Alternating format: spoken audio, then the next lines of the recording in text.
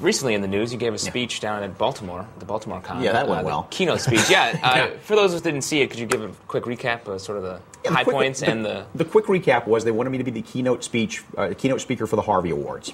And I wanted to talk about something I'm very passionate about these days, which is the transition to digital and the excitement that I find in moving from print to digital while still keeping print a viable medium. But the idea, the central idea that we have to stop being so wary of the transition, especially when it comes in terms to using the technology of file sharing and torrents and so forth. Like here, the reality of it is, we print a comic book, whether you like it or not, that comic book is available on downloads for free, on torrent sites the next day. Mm-hmm. We can't stop that. You can try to, pirate. You can try to knock the pirates out of business if you want, but the record industry tried to do that for 10 years and spent billions of dollars and got nowhere. Instead, embrace that. Instead, find a way to make this new technology work for us. Find a way to rededicate yourself to digital where we can maybe drive price points down to 99 cents for a digital download that becomes disposable income then, and it becomes, something where, like a song, it seems it's cheaper and more convenient just to get it with a click than it is to go hunt out a torrent. I mean, I really think that that's the next move we have to make as an industry, is we have to get the digital price point down to something that is seen as just, under a buck.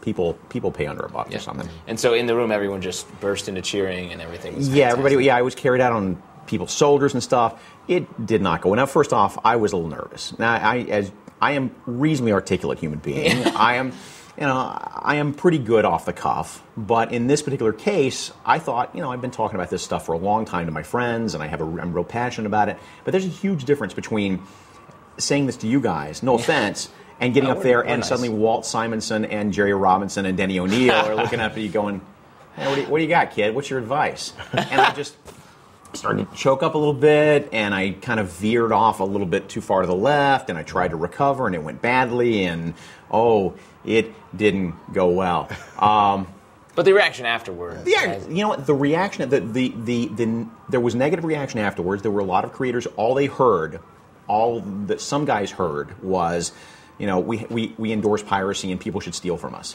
Not what I said. Now the reality is, the one thing that does frustrate me is when we say, okay, people are torrenting stuff, digital files are out there.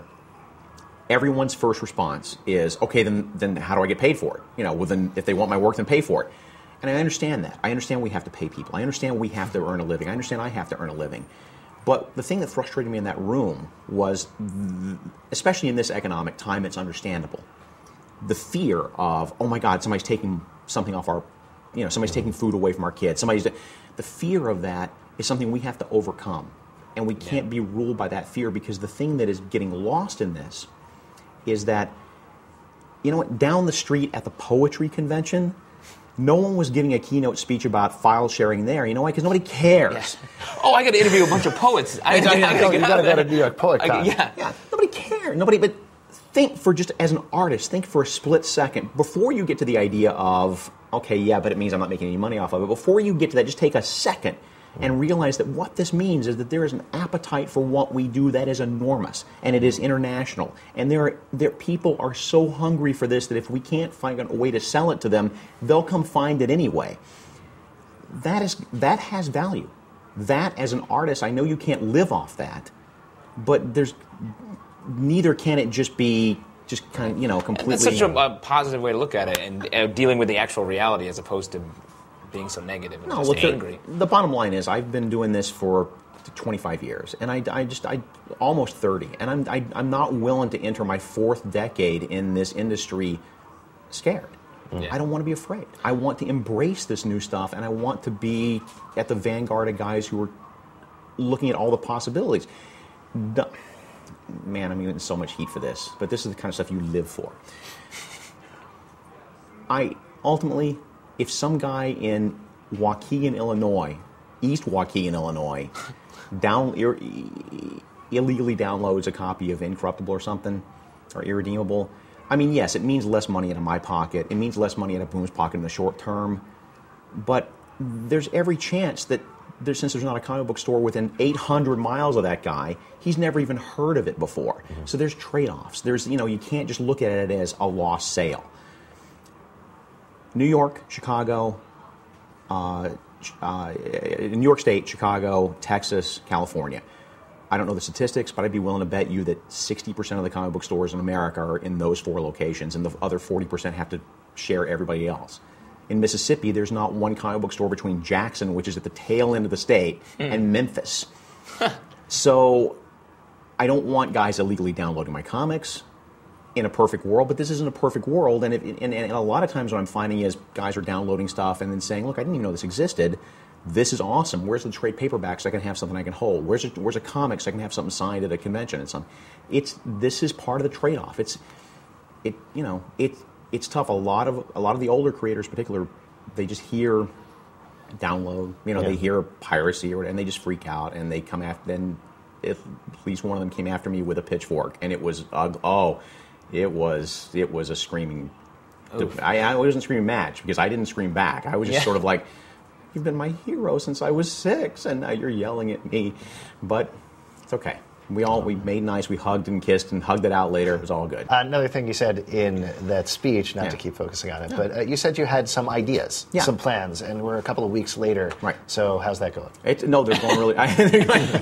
You have a solution now. And here's my manifesto. It's right here. No, actually, I am working on it. And the reason I said that during the speech was that I wanted to make it clear that I'm not just up there as a guy who's made all his money from print, telling you how you should do it.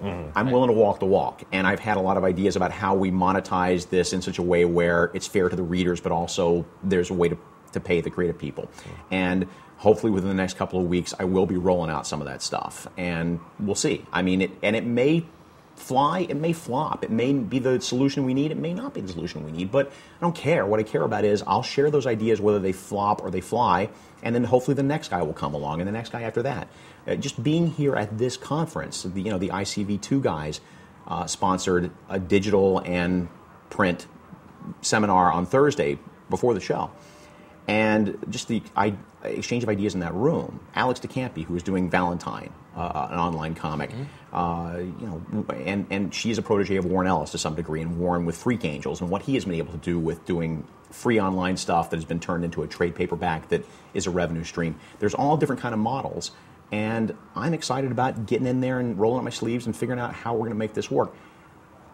The one thing I didn't say in the speech, and I did say during the conference, and not to be a downer, so be ready with the up question after this, is it's not just an opportunity for us, although that is great.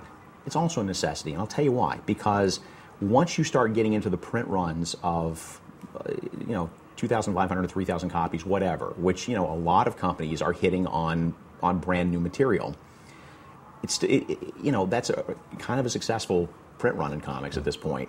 But those comics can cost, at that point, at that low a print run, those comics can cost over $1 a copy to print.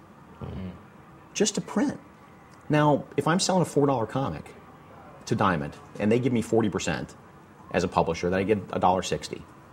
And I got to pay 2/3 of that just for the print bill, and I have to cover the artist, the writer, the overhead, the editorial, everything out of the rest. That is not a viable business model. And guess what? It's not going to get any cheaper. Yeah. As magazines continue to fold, as newsstands continue to fold, as other media make that transition into digital, I'm not saying that comics aren't going to be around. I think that they will always be around. I think that certainly the bigger players like Marvel and DC will always be able to make a go of print. And certainly Boom is doing okay with that stuff, and Dynamite and all the other companies are doing really well with that stuff right now. But there's no guarantees.